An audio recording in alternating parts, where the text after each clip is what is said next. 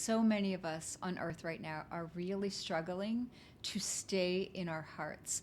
Our hearts are where the magic is, how we access downloads and information that's meant for us, access to the quantum field, access to our higher selves, to the universe, to the divine.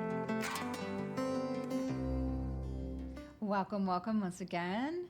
The Leading with Love podcast is very dear to my heart, and it is part of how I fulfill my purpose in this world. So my name is Shauna, and I welcome you. And I really want to talk about how we stay in our hearts for those of us who want to.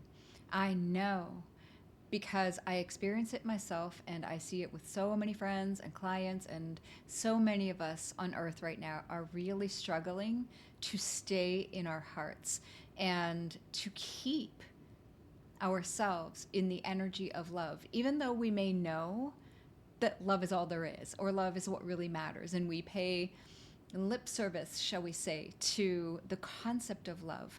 I see people every day, and I know that I am guilty of this myself, who, when something actually happens in life, their heart closes and they fall back on reactive patterns. It's so easy to do. We have so many patterns in us and so many limiting beliefs about how things can be, that when we come across something that is constricting or challenging or overwhelming, or there's so many things that feel like they can threaten to close our hearts, like rejection, or like I said, just something that's overwhelming or difficult, and or even somebody in traffic who's angry. There are so many opportunities for us every single day to keep our hearts open or to close them. And for myself, I made a decision a long time ago that I was going to keep my heart open no matter what. And I say this to you guys all the time. I say it on my love notes a lot. I have these love notes that I deliver every single day, except I had one glitch where I did not do a love note and didn't realize, or I did it and it got lost.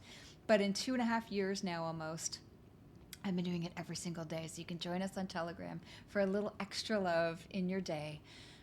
But I talk about this, how keeping our hearts open no matter what is how we be love in this world.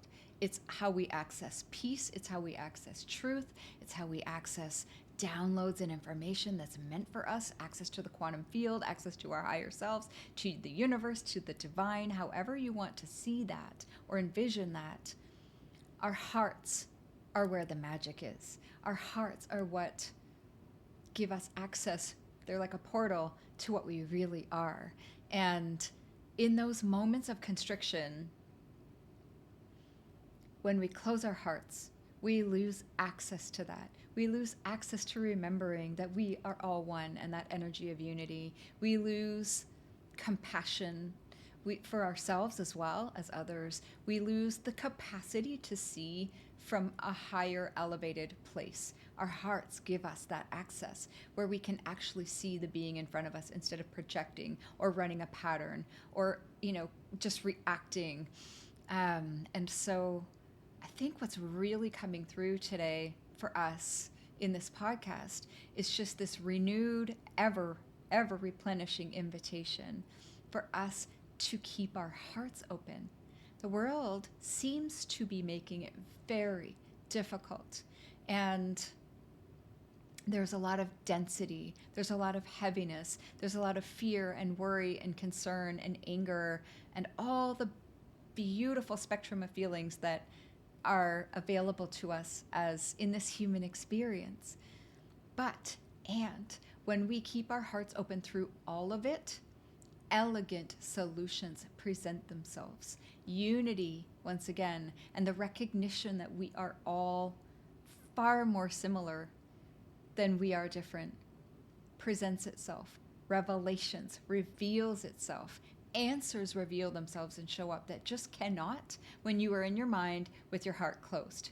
Our intellect, our ego, our mind, all of the things that chatter tell us that if we could just think a little more, we will figure it out. But they are lying to us. Our hearts are where the answers are.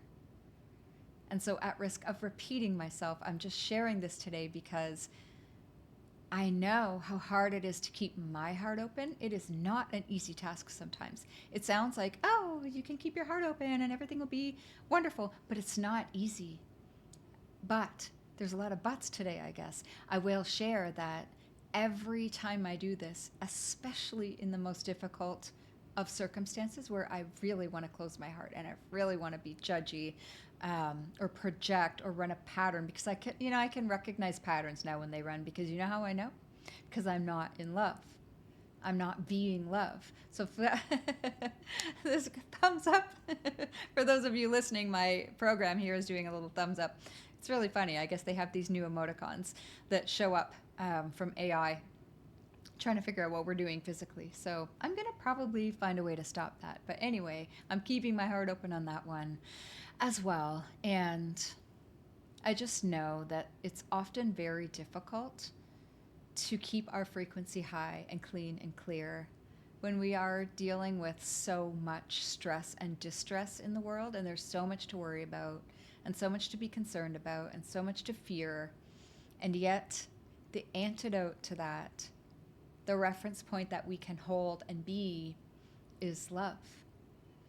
With love comes peace, like I said, compassion, the recognition of unity, the way forward, the concept of co-creation, stewardship, all the beautiful things that I'm guessing we all want to see as how we behave as a species, how we care for each other, how we care for our earth. Those are available from the heart space. So that's the invitation today, is just to be in the heart space and choose ahead of time to hold that open no matter what life throws at you. Because the more of us that do this, the more we hold the frequency of love in this world, which is the truth, the more power that has. We're adding to it. We're holding hands across this world and through time and space and just choosing what we want to see in this world. So let's do that.